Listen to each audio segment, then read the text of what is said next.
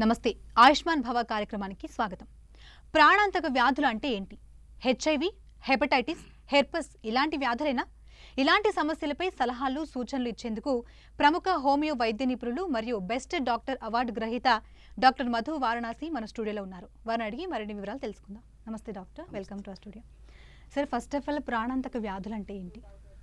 జనరల్గా మనకు ప్రాణాంతక వ్యాధులు అంటే అంటే ఆ టైటిల్ పెట్టడం వల్ల మనకు కొంచెం భయం ఇస్తుంది ఎట్లా, ఎందుకంటే ఇవన్నీ ప్రాణాన్ని ఏమైనా చంపేస్తాయా అని. బట్ ప్రాణాంతక వ్యాధులు అంటే మనము ప్రాణానికి అతలాకుతలం చేస్తుంటాయి ఇవి, అందువల్ల మనం దాన్ని ఆ స్పెసిఫిక్గా దానికి ఇండికేట్ చేయొచ్చు మనకు. బట్ ఇక్కడ ఏంటంటే ఎక్కువగా మెజారిటీ ఆఫ్ కేసెస్లో మనకి ఏంటంటే హెపటైటిస్ బి కావచ్చు, హెచ్ఐవి కావచ్చు, హెర్పీస్ కావచ్చు, ఇవన్నీ కూడా మీకు ఆ కోవలోకి వస్తాయి. సో ఇవి ఏంటి అంటే సెక్సువల్లీ ట్రాన్స్మిటెడ్ డిజార్డర్స్. ఇవి చూడడానికి అది నార్మల్గానే అనిపిస్తాయి కానీ మనిషి లైఫ్ను అతలాకుతలం చేసేస్తాయి. అంటే ఇంకా ఒక రకమైన ప్యానిక్ కండిషన్కి వెళ్ళిపోతారు పేషెంట్స్ కూడా. అంటే ఒక్కసారి పాజిటివ్ అంటేనే ఇంకా మేము లైఫ్కి పనికిరాము, చనిపోతామని స్టేజ్లో చాలామంది పేషెంట్స్ ఉంటారు.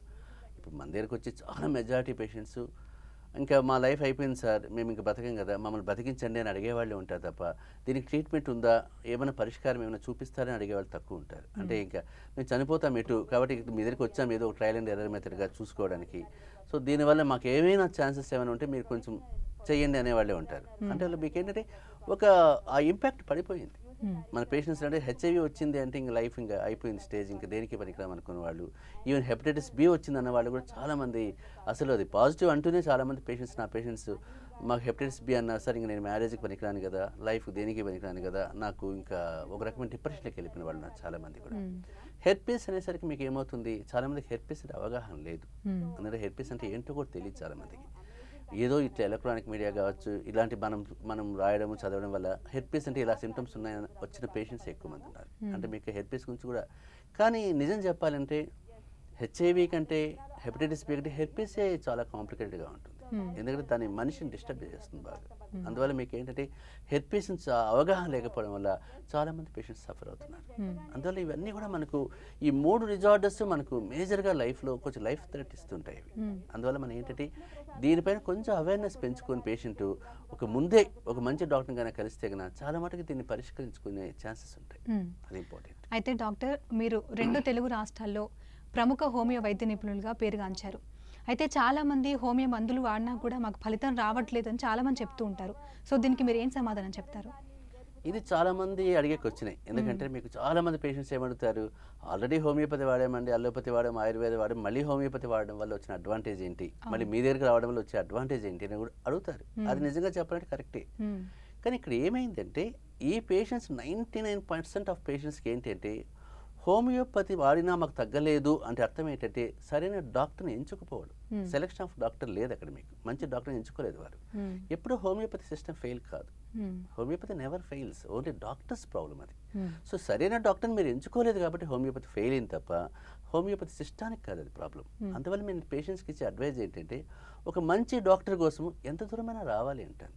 ఎందుకంటారా, మనం ఏదైనా చిన్న వస్తువు ఏదైనా కొనుక్కోవాలి, ఒక టీవీ గాను ఐరన్ బాక్స్ కొనాలంటే కూడా 2-3 షాపులు వెతుకుతున్నాం. అది దీనికంటే 10 రూపాయలు ఎవరు తక్కువ ఇస్తాడా అన్నది.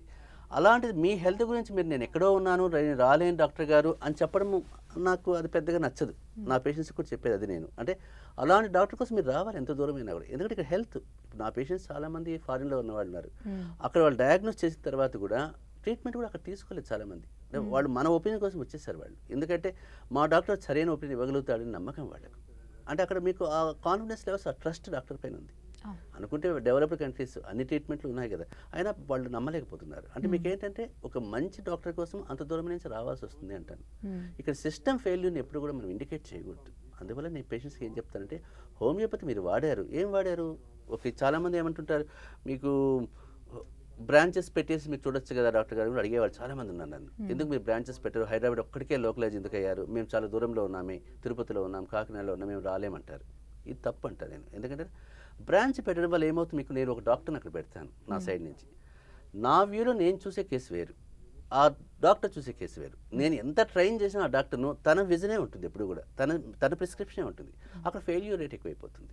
అందువల్ల ఫెయిల్యూర్ రేట్ ఎక్కువైనప్పుడు బ్లేమ్ చేసేది ఎవరిని, నన్నే చేస్తారు. మధు వారణాసి క్లినిక్ వెళ్ళాను ఫెయిల్ అయిందని చెప్తారు. ఈవెన్ 2 బ్రాంచ్లు నేను అట్లా పెట్టాను కూడా. ఒక ఒక 2 యూనిట్ పెట్టాము మేము, విజయవాడ ఒకటి, రాజమండ్రి ఒకటి, హైదరాబాద్ అన్నీ కూడా.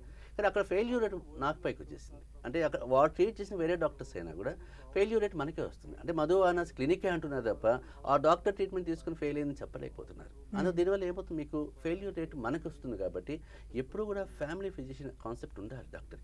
అందువల్ల మీకు ఒక డాక్టర్ అంటే మీకు ఆ డాక్టర్ దగ్గర ఉండిపోవాలి. ఒక 6 months 1 year ఆ డాక్టర్ని మార్చకూడదు. డాక్టర్ మారుతున్నాడంటే మాత్రం కూడా ఆ పేషెంట్ అబ్జెక్ట్ చేయాలి, మాకు అదే డాక్టర్ కావాలని అనదు. అలా అప్పుడు ఏమవుతుందంటే ఆ పేషెంట్ కండిషన్ హిస్టరీ తెలుస్తుంది పేషెంట్కి. అంటే ఆ పేషెంట్ అర్థం చేసుకునే లోపలే డాక్టర్ మారిపోయాడు అనుకోండి, మళ్ళీ సేమ్ ప్రాబ్లం వస్తుంది హోమియోపతి అది చాలా పనికిరాని, అంటే అది నిజం చెప్పాలంటే అది మంచి పద్ధతి కాదు. అయితే డాక్టర్, ఈ హెచ్ఐవికి హోమియోపతిలో చికిత్సా విధానం ఎలా ఉంటుంది? హెచ్ఐవి విషయానికి వస్తే మీకు చాలామంది పేషెంట్స్కు అసలు హోమియోపతిలో హెచ్ఐవి వాడచ్చా అని కూడా చాలామంది భయపడుతుంటారు. బట్ ఇక్కడ హోమియోపతి ఇప్పుడు మీకు రామంతపూర్ గవర్నమెంట్ కాలేజ్ కూడా మీకు హెచ్ఐవి ట్రీట్మెంట్ సపరేట్ యూనిటే ఉంది. వేల మంది పేషెంట్స్ వస్తూనే ఉన్నారు అక్కడ కూడా. అంటే మీకు ఏమైందంటే హోమియోపతి ప్రూవ్డ్గా చేశారు కూడా. అంటే ఆ రీసెర్చ్ ఆ వింగ్ వాళ్ళు హోమియోపతి చాలా ఎఫెక్టివ్గా పనిచేస్తుందని కూడా ప్రూవ్ చేశారు. ఈవెన్ కౌన్సిలింగ్ ద్వారా త్రూ అథెంటిక్గా వచ్చింది మీకు అది. సో మీకు ఇక్కడ ఏంటంటే చాలామంది పేషెంట్స్కి హెచ్ఐవికి హోమియోపతి ఏం వాడతాంలే, ఏఆర్టీ వాడుకోవాల్సి వస్తుందేమో అనుకునే వాళ్ళు. ఇప్పుడు నేను చూసే పేషెంట్స్ కూడా ఏంటంటే 80% ఆఫ్ ఏఆర్టీ వాడి వచ్చిన వాళ్ళే, డైరెక్ట్గా వచ్చిన వాళ్ళు ఎవరు లేదు. కానీ మీకు అక్కడ CD4 కౌంట్ పెరగలేదు సార్, మాకు కాంప్లికేషన్స్ ఎక్కువ వస్తున్నాయి, సైడ్ ఎఫెక్ట్స్ అన్నీ మళ్ళీ మీ దగ్గరికి వచ్చాము అని చెప్పిన వాళ్ళే చూశాను. కానీ నా దృష్టిలో హెచ్ఐవి నేను చాలా కేసులు ట్రీట్ చేశాను. నేను నాకు రెగ్యులర్గా రోజు 4-5 కేసెస్ హెచ్ఐవి ఉంటాయి నా క్లినిక్లో, కంపల్సరీ ఉంటాయి. హెచ్ఐవి కానీ హెపటైటిస్ బి కానీ ఏవైనా సరే. పేషెంట్కి మీకు CD4 ఎంత తక్కువ ఉన్నా కూడా హెచ్ఐవి ట్రీట్మెంట్ వల్ల ఎలాంటి ఇబ్బంది లేకుండా కౌంట్ పెరుగుతుంది. ఈవెన్ 70 చూసిన కేసులు ఉన్నాయి, 100 ఉన్నాయి, 150 కేసులు ఉన్నాయి. అంటే మీకు 200 లోపల ఉంటే లైఫ్ థ్రెట్ ఉంటుంది ఇప్పుడు కూడా. అయితే డాక్టర్, హెచ్ఐవి అనేది మనం ఎప్పటి నుంచో వింటున్నాము, కానీ ఈ మధ్య కాలంలో ఎక్కువగా హెపటైటిస్ అనేది కూడా మనం ఎక్కువ వింటున్నాం.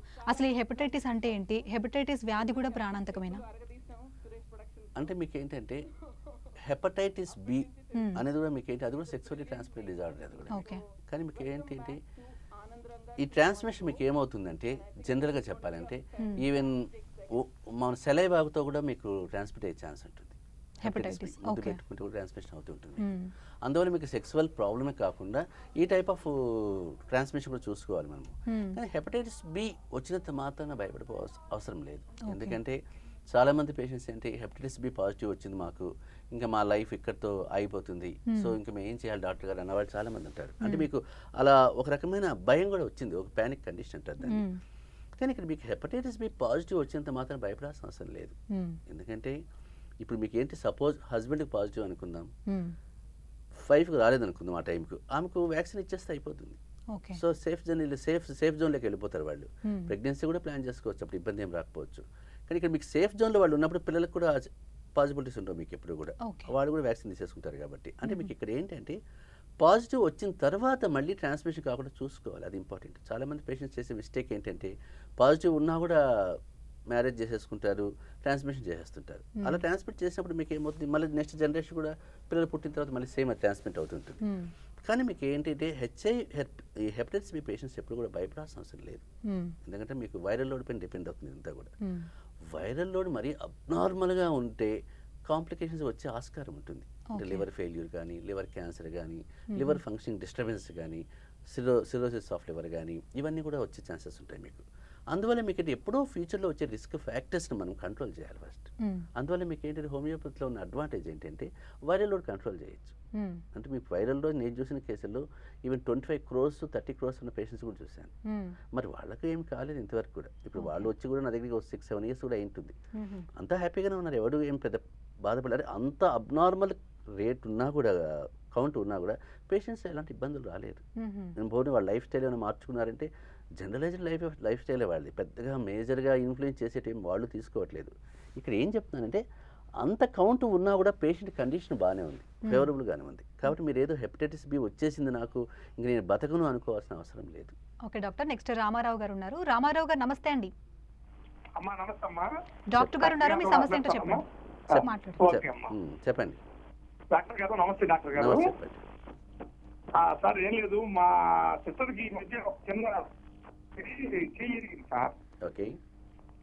చెయ్యి ఇరిగితే దానికి ఆపరేషన్ చేసి చిన్న రాడ్ వేయాల్సి ఉంటే బ్లడ్ టెస్ట్ చేశారు సార్. ఓకే. ఆ చేస్తే దాంట్లో హెపటైటిస్ సి వచ్చింది సార్. ఓకే. సో నెల్లూరులో చేయకపోతే మేము చెన్నైకి వెళ్ళి చేసుకున్నాం, ఏదో అయిపోయింది. హెపటైటిస్ సికి మెడిసిన్ ఉంది సార్. తీసుకోండి. నాకు మీకు డౌట్ ఉంది, నేను చెప్పాను కదా మీకు మేము సంప్రదించవచ్చు సార్. హెపటైటిస్ బి అయినా సి అయినా కూడా ట్రీట్మెంట్ ఉంది, భయపడాల్సిన అవసరం లేదు. ముందు వైరల్ లోడ్ ఎంత ఉందో ఒకసారి టెస్ట్ చేయించుకొని రండి, లేదంటే నా దగ్గరికి వచ్చిన తర్వాత నేను టెస్ట్ చేస్తాను. మనకి మేజర్గా వైరల్ లోడ్ కనుక మనం తగ్గించుకుంటే సేఫ్ జోన్లో ఉండిపోతారు, ఎలాంటి ఇబ్బంది ఉండదు, భయపడాల్సిన అవసరం లేదు. అంతా కాంప్లికేట్ అయిన తర్వాత ఇంకా లివర్ ట్రాన్స్ప్లాంటేషన్కి వెళ్ళాలి అనే స్టేజ్ వరకు తెచ్చుకోకూడదు ఏది కూడా మీకు. అందువల్ల మీకు ఈ స్టేజ్లో మనం హోమియోపతి మేనేజ్ చేసుకుంటే కన్నా తప్పనిసరిగా మీకు పరిష్కారం ఉంటుంది, భయపడాల్సిన అవసరం లేదు. ఎందుకంటే రెగ్యులర్గా నేను హెపటైటిస్ బి సి రెగ్యులర్గా చూసే కేసులే కాబట్టి అంత వర్రీ అంత అవసరం లేదు. మీరు ఆ రిపోర్ట్స్ తీసుకురండి, తప్పనిసరిగా పరిష్కారం చూపిస్తాను. సార్ అలాగే హెచ్ఐవి విషయంలో మీరు ఎలాంటి కాంప్లికేటెడ్ కేసుని డీల్ చేశారు? జనరల్గా నేను హెచ్ఐవి విషయానికి వచ్చినప్పుడు చాలామంది పేషెంట్స్ కాంప్లికేటెడ్ ప్రాబ్లమ్స్తో వచ్చారు. అంటే కాంప్లికేటెడ్ కేసు అంటే మీకు ఫస్ట్ ఆఫ్ ఆల్ ఇది వైరల్ లోడ్ పైన డిపెండ్ అవుతుంది. ఓకే. మీకు CD4 కౌంట్ ఇంపార్టెంట్. మీకు CD4 కౌంట్ 200 కంటే లోపు కింద ఉంది అంటే కాంప్లికేషన్స్ ఉంటాయి ఎప్పుడు కూడా. జనరల్గా అంటే నేను CD4 కౌంట్ ఎవరైనా సరే 200 లోపల ఉంటే లైఫ్ థ్రెట్ ఉంటుంది అని జనరల్గా చెప్తారు ఏ డాక్టర్ అయినా కూడా. అంటే 3 ఇయర్స్లో ఏమైనా ప్రాబ్లమ్స్ రావచ్చు అని. అంటే వీళ్ళకి ఏమంటే బై ఛాన్స్ ఏదైనా న్యూమోనియా వచ్చినా, హై ఫీవర్స్ ఏమైనా వచ్చినా, ఇప్పుడు కరోనా లాంటివి వచ్చినా లైఫ్ కొలాప్స్ అయిపోతారు టక్కని వాళ్ళు.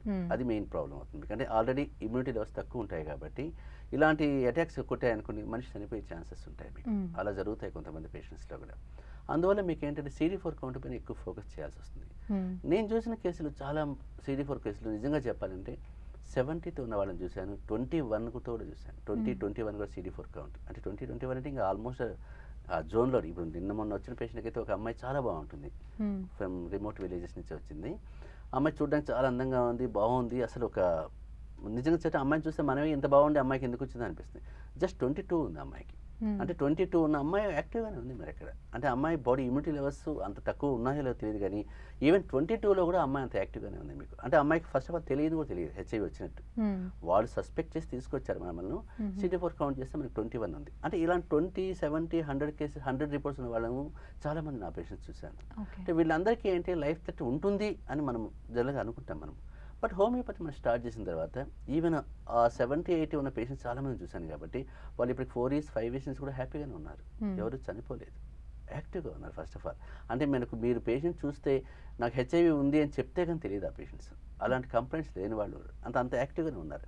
కొందరైతే మీకు జనరల్గా మనం ట్రీట్మెంట్ స్టార్ట్ చేస్తే కౌంట్ పెరుగుతూ పోవాలి, రూల్ అది. పెంచితేనే మనకు అడ్వాంటేజ్ కూడా మన దగ్గరికి వచ్చినప్పుడు. ఒకరిద్దరు పేషెంట్స్ రెస్పాండ్ కాకుండా 70 దగ్గర అయిపోయిన వాళ్ళు ఉన్నారు.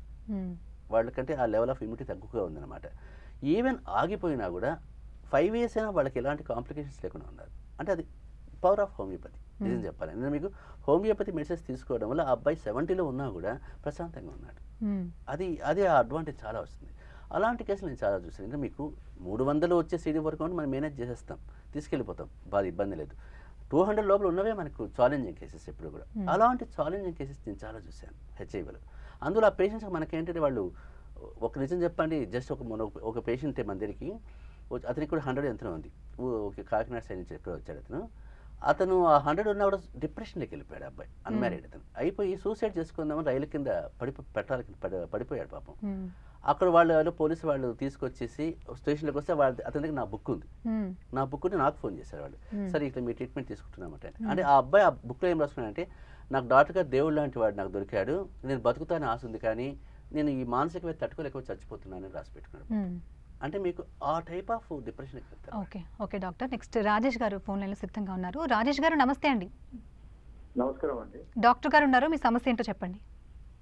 డాక్టర్ గారు నమస్కారం. నమస్తే చెప్పండి సార్. నమస్కారం అండి. అయితే ఈ హెపటైటిస్ బి గురించి చెప్తున్నారు కదా సార్. ఓకే. అంటే జనరల్ గా లివర్ సంబంధించిన ప్రాబ్లమే కదా సార్. యాక్చువల్ అంటే ఇప్పుడు ఈ లిక్కర్ కన్జంప్షన్ ఎక్కువ చేసే వాళ్ళు ఉంటారు కదా, వాళ్ళ ఈ ప్రాబ్లమ్ లేకపోతే జనరల్గా మీకు లిక్కర్తో వచ్చే హెపటైటిస్ బి కాదు, అది సిరోసిస్ ఆఫ్ లివర్ వస్తుంది. లివర్లో వచ్చే చేంజెస్ అది వేరే అవుతుంది, ఆల్కహాలిక్ సిరోసిస్ అంటారు. ఈ హెపటైటిస్ బి నేను చెప్పిన hepatitis B sexually transmitted disorder అది. సో ఇది మోస్ట్ డేంజరస్ అనమాట. మీకు సెక్సువల్గా వచ్చే ప్రాబ్లం ఇది. మీకు జనరల్గా బయట అన్ప్రొటెక్టెడ్గా పోయే వాళ్ళకు ఇట్లా వచ్చే హెపటైటిస్ బి, లేదా స్టెరిలైజ్డ్ ఇంజెక్షన్స్ వాడకుండా ఉండే వాళ్ళకి అనుకోకుండా కంటామినేట్స్ కట్టేజెస్ కావచ్చు అదొకటి, త్రూ బ్లడ్ డొనేషన్ ద్వారా వచ్చిన వాళ్ళు కొంతమంది ఉంటారు. టాటూ మార్క్స్ వేసుకున్న వాళ్ళతో కూడా వస్తుంది హెపటైటిస్ బి. ఈవెన్ ఓరల్గా కూడా మీకు ఎగిళ్ళ తాకితే కూడా హెపటైటిస్ బి వచ్చే ఛాన్స్ ఉంటుంది మీకు. అంటే ఇవన్నీ కూడా సెక్సువల్లీ ట్రాన్స్మిటెడ్గా వచ్చిన చెప్తున్నాను. ఇండైరెక్ట్ సోర్సెస్ అంతా మీకు టాటూ మార్క్స్ కావచ్చు, ఇవన్నీ కావచ్చు. కాబట్టి మీకు ఈ హెపటైటిస్ బి చాలా డేంజరస్గా ఉంటుంది ఎప్పుడు కూడా. జనరల్గా ఆల్కహాలిక్ సిరోసిస్తో వచ్చేది ఏమంటే ఆల్కహాల్ మానేస్తే మేనేజబుల్ అయిపోతుంది. ఇప్పుడు మనకు సిరోసిస్ పేషెంట్ నేను చాలామంది చూశాను ఆల్కహాల్తో వచ్చిన వాళ్ళు. పెద్దగా మనం మేనేజ్ చేస్తున్నాం కాబట్టి వాళ్ళు ఏం చనిపోయే ఛాన్స్ రాలేదు ఇంతవరకు. వాళ్ళు హ్యాపీగానే ఉన్నారు. ఇప్పుడు 10-12 ఇయర్స్ నుంచి కూడా 5-6 మంది పేషెంట్స్ కాంప్లికేటెడ్ స్టేజ్లో వచ్చిన వాళ్ళే సిరోసిస్. అంటే ఇంకా చనిపోతారని చెప్పిన వాళ్ళు ఇప్పటికీ హ్యాపీగానే ఉన్నారు వాళ్ళంతా. ఏం పెద్ద ఇష్యూ రాలేదు మీకు. సో అది దానికి లింక్ ఉండదు. బట్ ఆల్కహాల్ మాత్రం కంట్రోల్ చేసుకోవడం చాలా ఇంపార్టెంట్. ఏది అబ్నార్మల్గా ఏది ఉన్నా కూడా డేంజర్ అవుతుంది. Okay okay doctor, next caller Sagar గారు ఉన్నారు. సాగర్ గారు నమస్తే అండి. గుడ్ ఈవినింగ్ అండి. చెప్పండి. గుడ్ ఈవినింగ్ డాక్టర్ గారు ఉన్నారు, మాట్లాడండి. Sir good evening sir. గురించి చెప్పండి. సార్ నాకు నేను 2 years బ్యాక్ లిపిడ్ ప్రొఫైల్ చేయించాను సార్. ఓకే ఎల్డిఎల్ లెవెల్లో టోటల్ కొలెస్ట్రాల్ ఎక్కువ ఉంది సార్. ఓకే దాంతో పాటు నేను అది సీరం హోమోసిస్టిన్ లెవెల్ కూడా చేయించాను సార్. ఓకే అది కూడా ఎక్కువ ఉంది సార్. ఓకే అంటే అది 18.5 ఉంది. ఓకే 170 ఏమో ఎల్డిఎల్ ఉంది సార్. టోటల్ కొలెస్ట్రాల్ 253 ఉంది. ఓకే నేను 8 months back positive homeopathy consult అయ్యాను సార్. అది మెడిసిన్ వాడుతున్నాను. ఓకే అంటే నాకు అంటే మీ ఇప్పుడు ఇంటికి చూసేసరికి ఏమనిపిస్తుంది అంటే మరి కాన్ఫిడెన్స్ అంటే ఓకేనా సార్? మళ్ళీ ఇంకేమన్నా ఫర్దర్ గా సెకండ్ ఒపీనియన్ ఏమన్నా చేయమంటారా అని? అంటే మీ ట్రీట్మెంట్ పార్ట్లో ఎలా ఒకసారి 3 months ఒకసారి చెక్ చేయించుకోండి. లిపిడ్ ప్రొఫైల్ తగ్గుతుందా లేదో తెలిసిపోతుంది కదా దాంట్లో మీకు. తగ్గుతూ ఉన్నప్పుడు ఆ డాక్టర్తోనే ట్రీట్మెంట్ తీసుకోండి. తగ్గినప్పుడు ఆలోచించాలి, అంతవరకు అవసరం లేదు. ఎందుకంటే కాన్ఫిడెన్స్ కంటే కూడా ట్రీట్మెంట్ పార్ట్ ఎలా ఉంది ఆ డాక్టర్ది, అదే డాక్టర్తోనే తీసుకుంటూ ఉండండి. మీరు 3 to 4 months ఒకసారి చెక్ చేయించుకోండి. లెవెల్స్ తగ్గుతున్నాయి, హోమోసిస్టిన్ కూడా చేంజెస్ వచ్చాయి అనుకుంటే మాత్రం తప్పనిసరిగా కంటిన్యూ చేయండి. మార్చాల్సిన అవసరం లేదు. తగ్గలేదు, ఎంత తీసుకున్నా వేస్టే కదా అనుకుంటే మాత్రమే డాక్టర్ని మార్చాలి. అది గుర్తుపెట్టుకోండి సార్. ఓకే డాక్టర్, అయితే మీరు గత 15 సంవత్సరాల నుంచి ఈ హెచ్ఐవి మీద రీసెర్చ్ చేస్తున్నారు. సో ఇలాంటి కేసెస్ మీద మీ అభిప్రాయం ఏంటి? ఇలాంటి వారు ఎలాంటి జాగ్రత్తలు తీసుకోవాలంటారు? ఇంటి హెచ్ఐవి పేషెంట్స్ చాలామంది మన దగ్గరికి వచ్చిన వాళ్ళు యాక్సిడెంటల్గా జరిగింది సార్ అని చెప్పేవాళ్ళే తప్ప అది యాక్సిడెంట్గా కానే కాదు. వాలంటరీగా పోయేవాళ్ళే కదా అందరూ కూడా. ఎవరైనా కూడా వాలంటరీగా పోతారు కానీ యాక్సిడెంట్గా పోయేవాడు ఎవడు ఉండడు మీకు. బట్ ఇక్కడ వాడు చెప్పేది వర్షం మాత్రం నేను ఒక యాక్సిడెంట్గా జరిగిపోయింది డాక్టర్ గారు, మాకు తెలియదండి, ఈ నా జీవితంలో నా తప్పు చేయదండి మళ్ళీ అనేవాళ్ళు ఉన్నారు. కానీ ఇది తప్పు అంటాను. ఎందుకంటే ఒక చిన్న పిల్లాడు, మన నాకు 21 years కూడా లేవు ఆ పిల్లాడికి. అతను ఏమంటే నేను మసాజ్ కోసం వెళ్ళానండి, అక్కడ పోతే అనుకోకుండా జరిగిపోయింది, అది నాకే తెలియదు జరుగుతుంది. నాకే తెలియదు జరుగుతుంది, అది ఇంపాసిబుల్. అది నీకు ఆ ఇంట్రెస్ట్ ఉంది, ఆ డిజైర్ ఉంది, నువ్వు వెళ్ళావు, తప్పు చేసావు అంతే అక్కడ. కాబట్టి మీకు ఏంటంటే తప్పు జరిగిపోయింది కదా అని బాధపడే బదులు ముందే ప్రికాషన్స్ తీసుకోవాలి.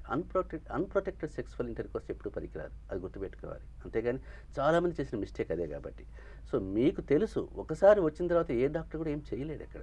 ఎంత చేసినా లైఫ్ ఎక్స్టెండబిలిటీ జరుగుతుంది, క్వాలిటీ ఆఫ్ లైఫ్ పెంచగలుగుతారు. అంతేగాని ఏదో మనం ఆపలేము ఏది కూడా మళ్ళీ మీకు. అందువల్ల మీకు ఇచ్చేది అది ఎక్కువగా హెపటైటిస్ బి కంటే కూడా హెచ్ఐవి పేషెంట్స్ ఎక్కువ సఫర్ అవుతారు. కాబట్టి కేర్ఫుల్గా ఉండాలి. ఏదైనా మన ప్రికాషన్స్ మనం తీసుకోవాలి. ఇప్పుడు మీరు ఒక్కసారి మీకు డౌట్ ఉంది, వెళ్ళారు, మీ డౌట్ ఉన్నప్పుడు ఆటోమేటిక్గా 2-3 months వెయిట్ చేయండి. 3 months రిపీటెడ్గా టెస్ట్ చేయించుకోండి. చేసుకుంటే అది నెగిటివ్ ఉందా లేదా కన్ఫర్మ్ చేసుకోండి. నెగిటివ్ అయిన తర్వాతే మీరు పెళ్లి చేసుకోవాలి.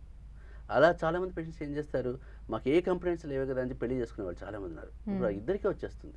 అప్పుడు నా దగ్గరికి వచ్చిన పేషెంట్స్ చాలామంది నాకు తెలియకుండా వచ్చిందని పెళ్లి చేసుకున్న 3 నెలల కింద నాకు వచ్చేసిన పాజిటివ్ అంటారంటే అతను చేసిన తప్పుగా అమ్మాయి బలి అయిపోయింది, ఇద్దరు బలి అయిపోయారు అక్కడ. సో అందువల్ల మీకు ఫ్యామిలీ కూడా బలి అయిపోతున్నారు. అది మెయిన్. వాళ్ళు ఏడుస్తారు, అప్పుడు ఏడ్చిన ప్రయోజనం లేదు ఆ స్టేజ్లో.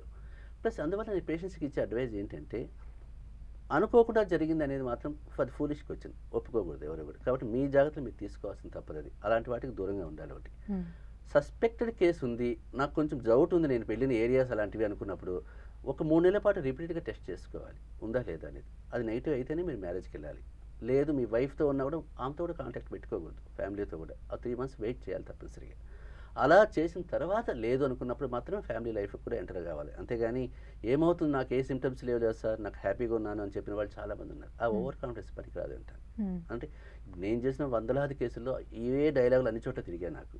అందువల్ల పేషెంట్స్కి ఇచ్చేదంటే వచ్చినంత మాత్రం భయపడకండి. ఏదో జరిగిపోతుంది, చచ్చిపోతామని భయపడాల్సిన అవసరం లేదు. ఎందుకంటే ప్రతిదానికి సొల్యూషన్ ఉంది. ఎందుకంటే ఇప్పుడు నేను చూసిన కేసులు అందరూ కూడా 90% చచ్చిపోతామని వచ్చిన వాళ్ళే తప్ప ఎవరు చనిపోలేదు ఇంతవరకు. ఒకే ఒక్క కేసు చనిపోయింది. అది కూడా ఏంటంటే ట్రీట్మెంట్ స్టార్ట్ చేశాము, ఊరికి వెళ్తున్న అమ్మాయికి న్యూమోనియా వచ్చింది, చనిపోయింది మెడిసిన్స్ వాడకముందే. అంటే ఇక్కడ ఏంటి, న్యూమోనియా అటాక్ కావడం వల్ల చనిపోయింది అమ్మాయి. అందువల్ల ఆ ఫ్యామిలీలో మనం ఏం చేయలేము అక్కడ. కాబట్టి అందుకు నేను ఇచ్చే అడ్వైజ్ అంటే మీకు అలాంటి ఏమైనా అటాక్ అయ్యి పాజిటివ్గా ఉన్నప్పుడు డాక్టర్ని కలవండి. 48 అవర్స్ లోపల కలవండి, అది చాలా ఇంపార్టెంట్. మ్యాక్స్ 48 అవర్స్ లేకపోతే 3 డేస్ లోపల కలవండి. అప్పుడు దానికి ఒక ట్రీట్మెంట్ పార్ట్ ఈజీగా ఉంటుంది. లేదు ఆ స్టేజ్ దాటిపోయిందంటే 1 మంత్ తర్వాత టెస్ట్ చేయించుకుని డాక్టర్ని కలవండి. ఒక మంచి హోమియో డాక్టర్ని కలవండి. ఏఆర్టీ తీసుకున్నా కూడా మీరేం వర్రీ అవసరం లేదు. హోమియోపతి కూడా ప్యారలల్గా వాడండి, చాలా ఎఫెక్టివ్గా ఉంటుంది. సార్ అలాగే ఈ హెచ్ఐవిలో స్టేజెస్ ఎలా ఉంటాయి, దీన్ని ఎర్లీగా గుర్తుపట్టొచ్చు అంటారా? అంటే మీకు అది చెప్పాను కదా, ఇప్పుడు చాలామంది పేషెంట్స్ మిస్లీడ్ అయిపోయారు అక్కడ. అవును. ఫస్ట్ డే జనరల్గా ఫస్ట్ టైం ఎక్స్పోజ్ అయిన తర్వాత పేషెంట్ 24 to 48 అవర్స్లో పేషెంట్లో కొన్ని సిమ్టమ్స్ కనిపిస్తాయి. ఓకే. ఫీవర్ రావడం, బాడీ పెయిన్స్ రావడం, గొంతు నొప్పి ఉండడం, తర్వాత డల్నెస్ రావడం, కాన్సన్ట్రేషన్ కొంచెం డిస్టర్బ్ అవ్వడం, అంటే అంటే మీకు ఫ్లూ సిమ్టమ్స్ ఇవన్నీ కూడా. జనరల్గా మనకు జ్వరం వస్తే ఎలాంటి సిమ్టమ్స్ ఉంటాయి అలానే ఉంటాయి. హెడేక్ రావడం, మింగుతూటి నొప్పిగా ఉండడం, ఇలాంటి సిమ్టమ్స్ ఏవైనా మీకు కనిపిస్తున్నాయి అంటే తప్పనిసరిగా డాక్టర్ని కలవాలి. అంటే 48 అవర్స్ లోపల కలిస్తే చాలా మంచిది. ఓకే. పోస్ట్ ప్రొఫిలాక్సిస్ డోస్ అని కూడా మీకు ఉంటుంది, దాంట్లో అది ఇచ్చే ఛాన్స్ ఉంటుంది మీకు. అది కూడా చాలా ఇంపార్టెంట్ అవుతుంది మీకు. అందువల్ల మీకు ఏంటంటే నేను ఇచ్చే అడ్వైజ్, అలాంటి సిమ్టమ్స్ మీరు కనిపించినప్పుడు ఈ స్టేజ్ 1లోనే కనిపిస్తాయి. ఈ 48 అవర్స్ దాటిన తర్వాత పేషెంట్లో ఎలాంటి సిమ్టమ్స్ కనిపించకపోవచ్చు. అంటే ఈ 1 వీక్లో మ్యాక్సిమం పేషెంట్స్లో కనిపించే సిమ్టమ్స్ ఇవే ఉంటాయి. ఈ 1-2 వీక్స్లో పేషెంట్లో ఇలాంటి సిమ్టమ్స్ ఉన్నాయంటే మాత్రం డాక్టర్ దగ్గరికి వెళ్ళిపోవాలి. కానీ చాలామంది ఏం చేస్తారు, పోతాను 2వ రోజుకే మేము వైరల్ లోడ్ చేయించుకున్నాం సార్, 2వ రోజుకే పీసీఆర్ టెస్ట్ చేసేసాను సార్ అంటే కనిపించదు, అది వేస్ట్, అది చేసిన వేస్ట్. అది అట్లీస్ట్ పీసీఆర్ టెస్ట్ కన్నా మినిమం 2 వీక్స్ దాటాలి, 15 డేస్ దాటాలి, చేయించుకోవాలి వైరల్. తర్వాత మీకు వెస్ట్రన్ బ్లాట్ కానీ ఏమైనా చేసుకోవచ్చు. మీకు ఏమైనా మీకు 1 మంత్ వరకు తప్పనిసరిగా 1 మంత్ తర్వాత దాని ఎక్యురసీ వస్తుంది. అందువల్ల పేషెంట్స్కి ఏమంటే ఆ ఫస్ట్ స్టేజ్లోనే పేషెంట్ గుర్తుపట్టగలిగితే రికవరీ ఛాన్సెస్ చాలా ఫాస్ట్గా తీసుకురావచ్చు. అప్పుడు ఆ లోపతైనా కలవండి, హోమియోపతిని కలవండి, బట్ ఇద్దరినే కలవండి తప్పనిసరిగా, మీకు బాగుంటుంది స్టేజ్ దాటిపోకముందు. ఓకే. ఓకే డాక్టర్, ఈ ప్రాణాంతక వ్యాధులకు సంబంధించి చాలా చక్కటి సలహాలు సూచనలు అందరికీ అందించారు. Thank you so much. ఇది ఇవాల్టి ఆయుష్మాన్ భవ కార్యక్రమం. నమస్తే.